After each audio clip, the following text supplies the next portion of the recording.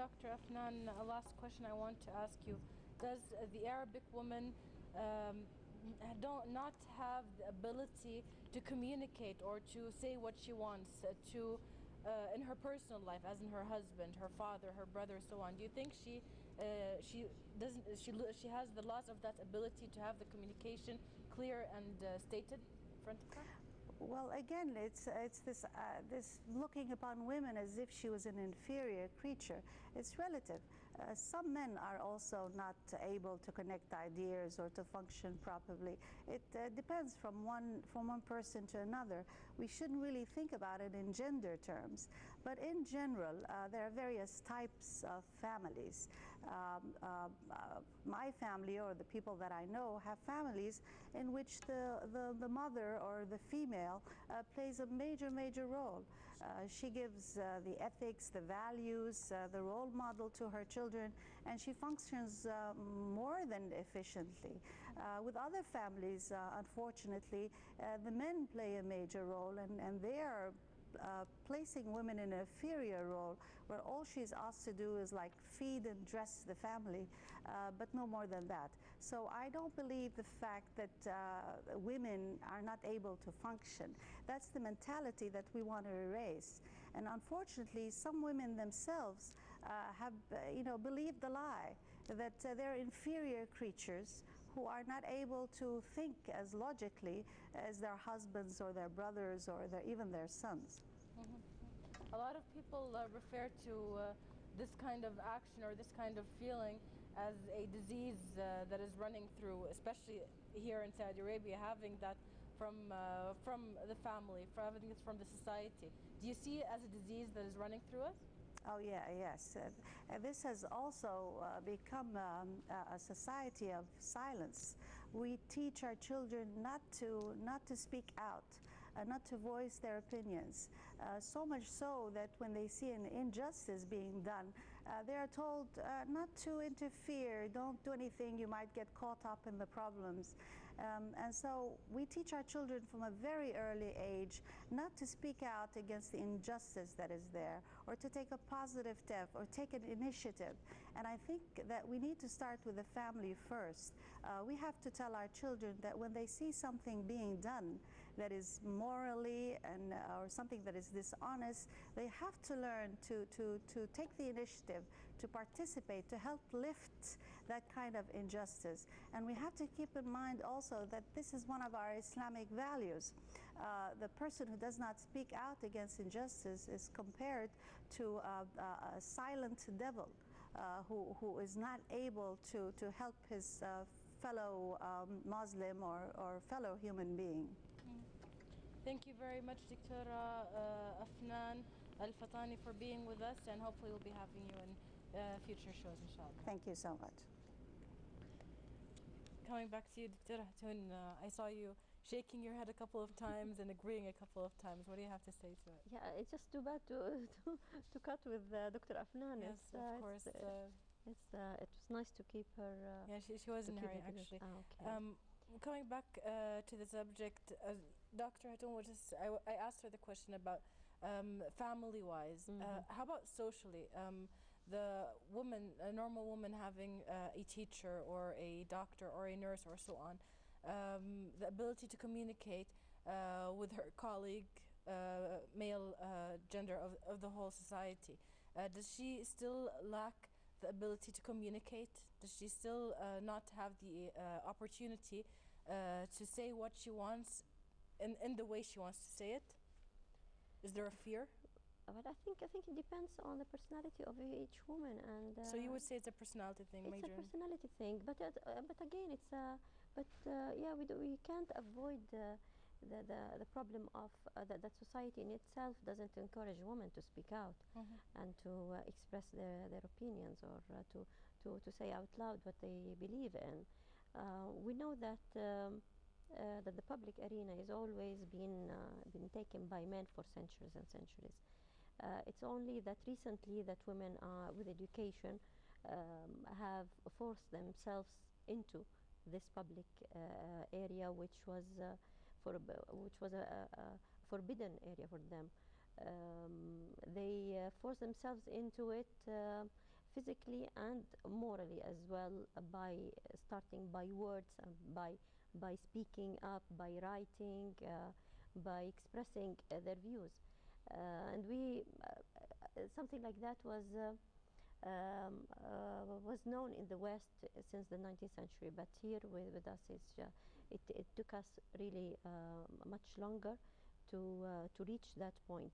Mhm. So we always have the problem that men do not welcome women who come in the public and speak out or express their views.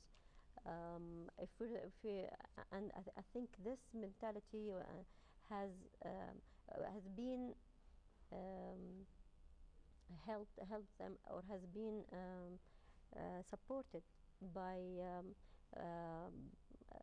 by many aspects of society, starting from education to the media, to the heritage, to even the Personal involvement in the life of family. even the establishment of the government itself. Since it's all made up of men, they agree to that, and they are not welcoming women to come and to challenge their positions or to challenge their opinions.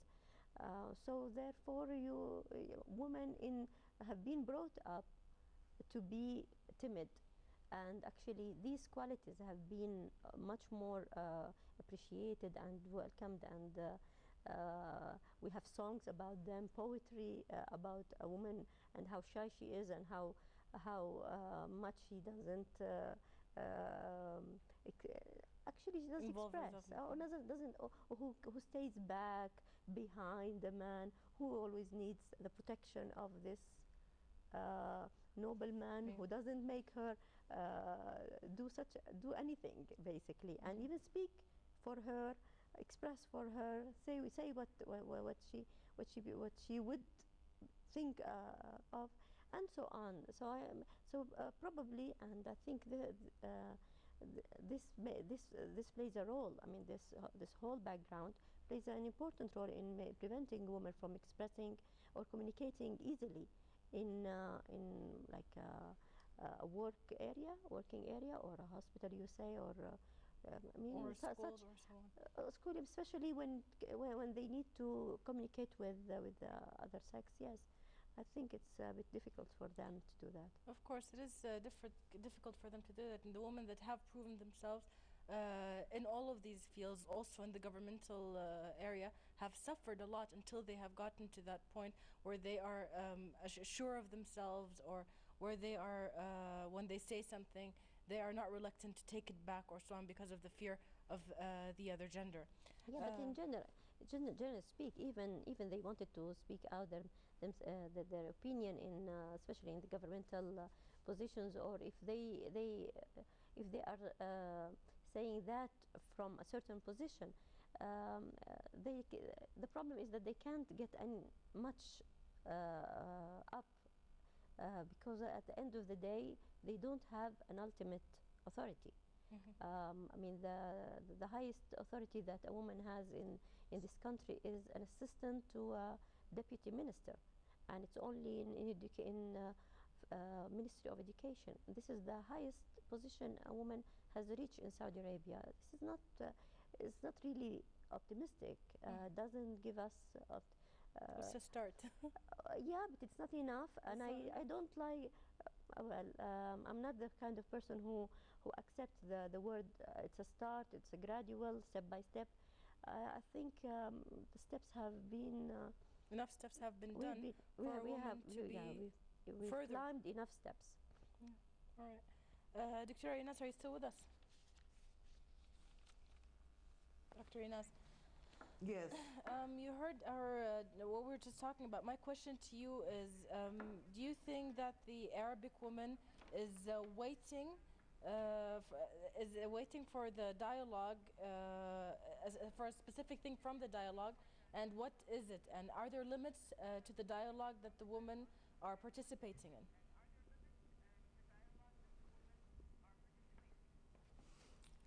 Well, I believe that one of the most important elements is legal reform. We need legal legal reform in the Arab world.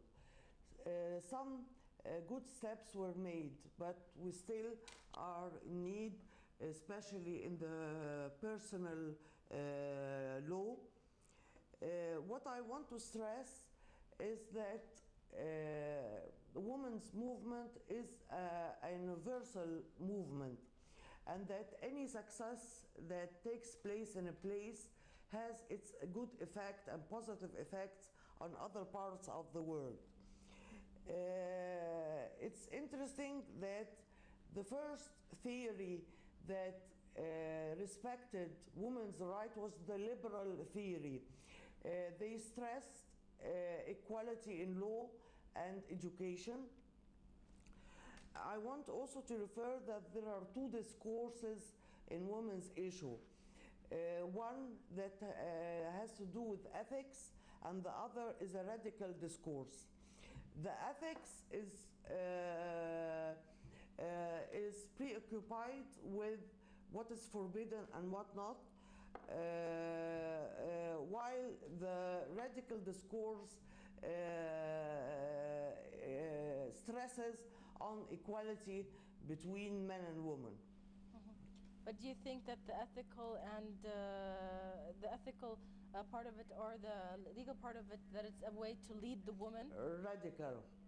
Yeah, the ethical and the radical. Do you think it's a way to lead the woman by, or do you think it's just something that is there right now and that they are following in by themselves?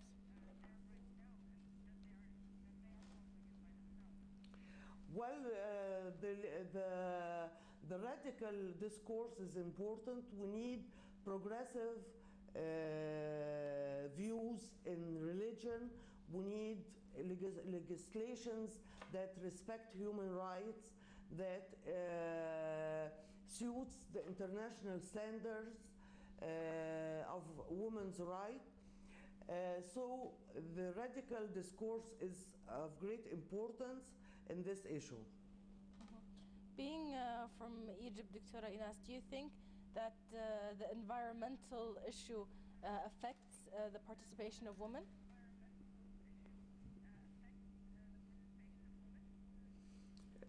Do you mean the general atmosphere in the society? First of all, yes, the general atmosphere. Yes, I believe that we witnessed great achievements in women's status after July Revolution in Cairo. Tunisia also witnessed legal reform that took place very early in 1956. Also the conservative trends had their impact on the status of women. I'm speaking particularly of Egypt.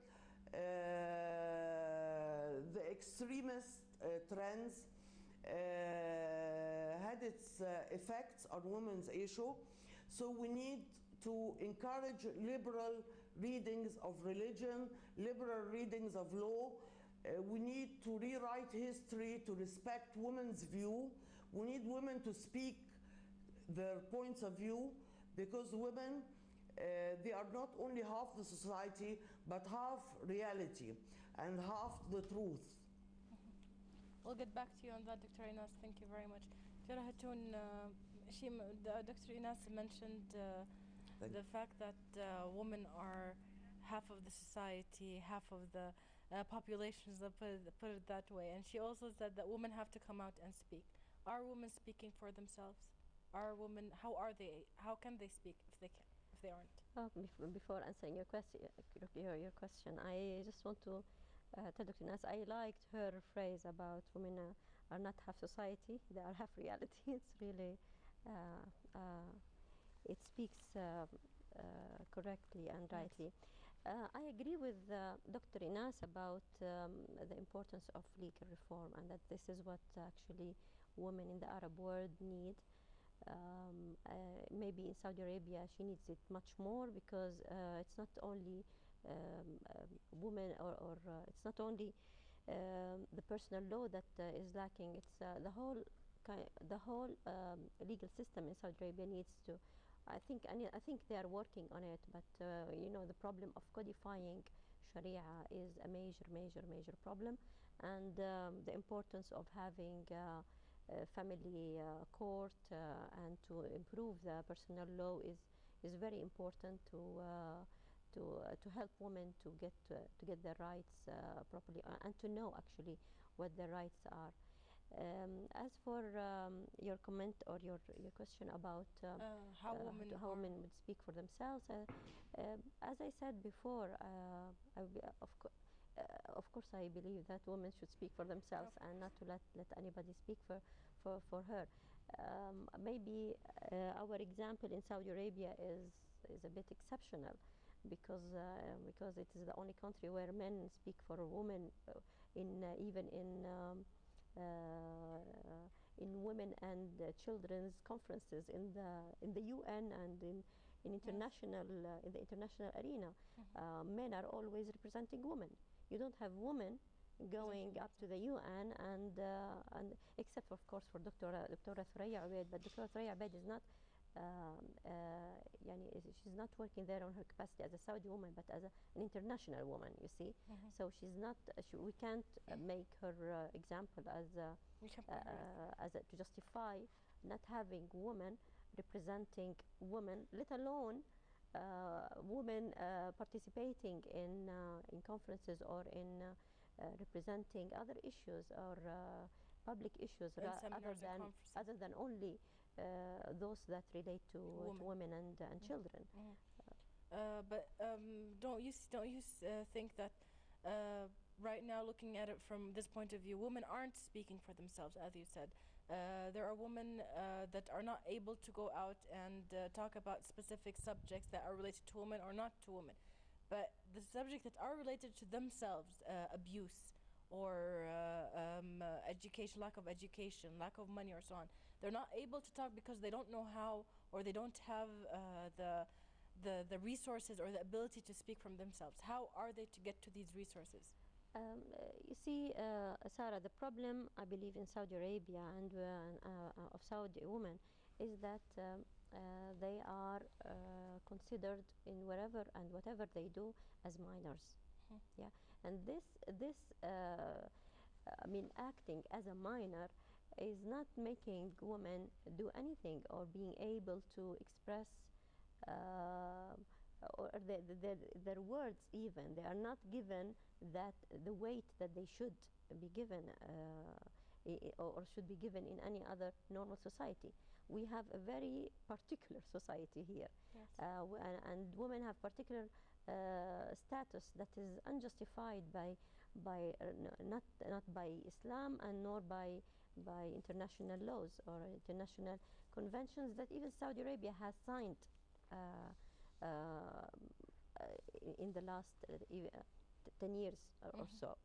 So I think that all is not helping women to come out and express their views or their sufferingness in a courageous way enough. But in spite of all that, we have women who have done that, and we see the media lately and the different coverages of stories that are very very interesting and very sad.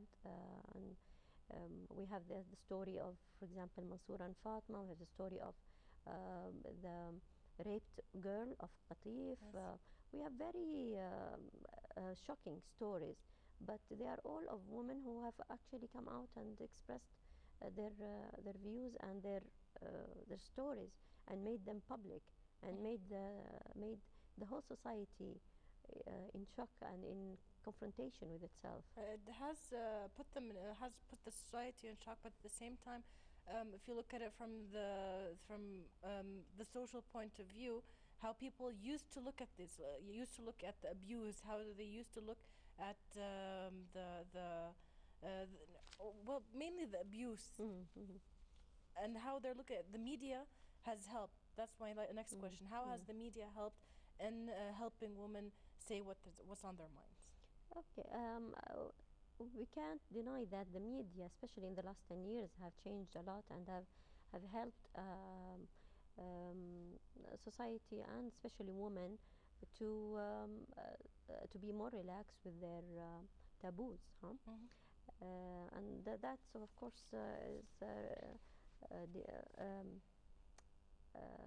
I mean, partly belongs to the fact that in the last 10 years we had a whole space open with different satellites and open with different channels, so that even if the Saudi media closed up, it can't close up anymore from the rest of the world. Exactly. So they chose to open up a little bit, which was very clever, and I hope that they keep it up. Still, we still have some ups and downs. One day we will have the media speaking of everything, and the following day stop everything Or and they don't denied everything, exactly. or stop this subject, don't touch it anymore. Because they would be criticized. Or because it has raised some sensitivity Exactly. sensitivity of some kind, etc. That's actually. But in generally speaking, of course, the media has improved, has opened up a lot, has given women a big space to speak out. It's not only, I mean, the media also is expressed in or represented also in some cultural functions, such as the book fair, which that opened yesterday, and with the books that are now on display. It's a different phase that we live in. Hopefully that it stays. Since last year, that they have not. I mean, there weren't much.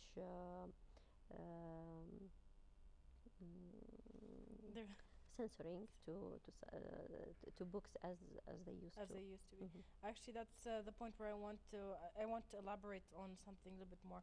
Now, I asked you about the media and how they have helped women in some way. Now, we'll take as for instance a example of the girl that was raped in Qatif. Now, her being raped was as a matter that was not seen on media, which is like one of the first times that you see something like this on media. It was always seen as discrimination or as being put down or so on. But it have been put on the news and it has been talked about in various shows and so on.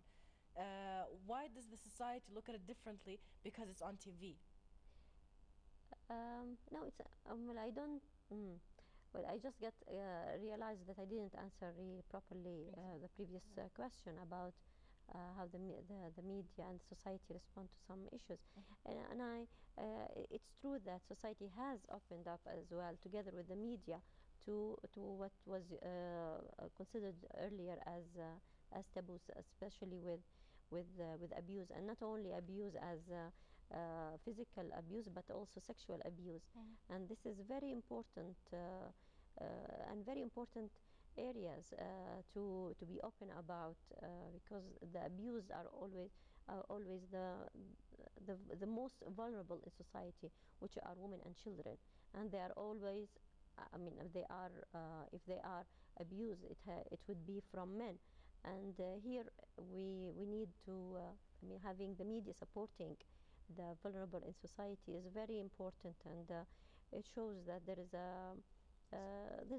a consideration for this aspect, and there is a seriousness in solving such problems. However, opening up when the media is opening up on such issues, it's also making it open for us as citizens to look up at the legal Rights of no, at the jurisdiction in Saudi Arabia, and how it functions, and what needs really to be done, and of course this leads us to the reform and the importance of reform in all aspects. And as Dr. Anisa said, that in the Arab world, legal reform is the most critical of all, and in Saudi Arabia specifically. And Yeah, and from there on, I would say that touching on certain issues such as the Katif skirt or other very hardcore Personal issues, or, yeah, yeah. shows that it makes us understand or try to sympathize with some situations in our society and to take them seriously, not to and at the same time not to um, um, um, Press not them to treat down our or just hurt. yeah on the one hand you need to be aware of what's going that our society is not angels, is not made of angels, it's not the ideal city, yeah. But on the other hand, But that on the other hand, yeah, you have some victims that need to be victims that are women, which that need are to be. basically women, yes, and on the and sometimes they are even children that need our protection and our help or support, our constant demand that um, that our courts, our legal system improves and becomes much more considerate or much open to us, to explain to us how it We can help them. How takes its verdicts or how it announces its verdicts. actually, people or women that need our support and our help is our Q word. I'm going back to Dr. Inas. Dr. Inas, in Egypt, can you just tell us about the organizations that are there to help women in expressing themselves, whether it's organizations in political issues or organizations in personal issues scholarship, education, abuse, and so on?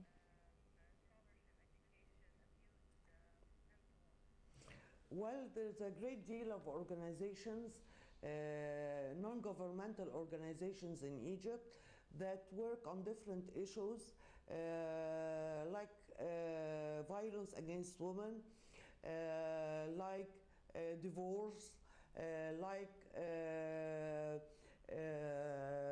legal reforms.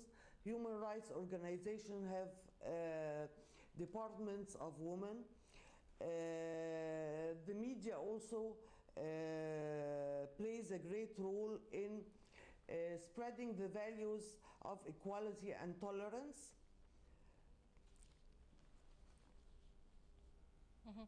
All right, thank you very much, Dr. Inas. Dr. Hatoun, do you have anything to say to that about the organizations?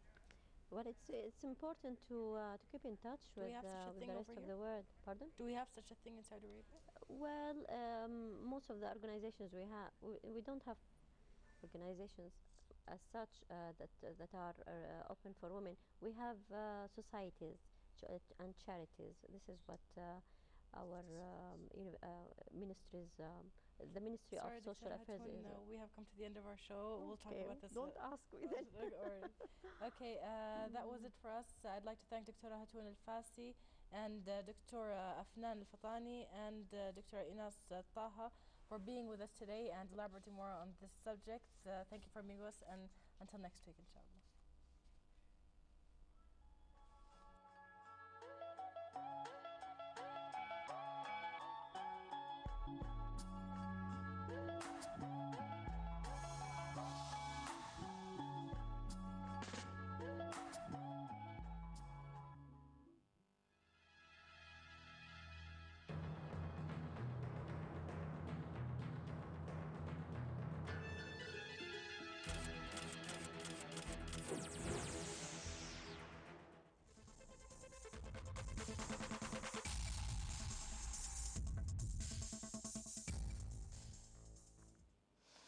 Assalamu alaikum wa rahmatullahi wa barakatuh. Good evening and welcome to 11 p.m. News and Brief. I'm Amar Salman and here's the latest news. Bismillahir Rahmanir Rahim. At least 10 Iraqis were killed and more than 20 others wounded, some seriously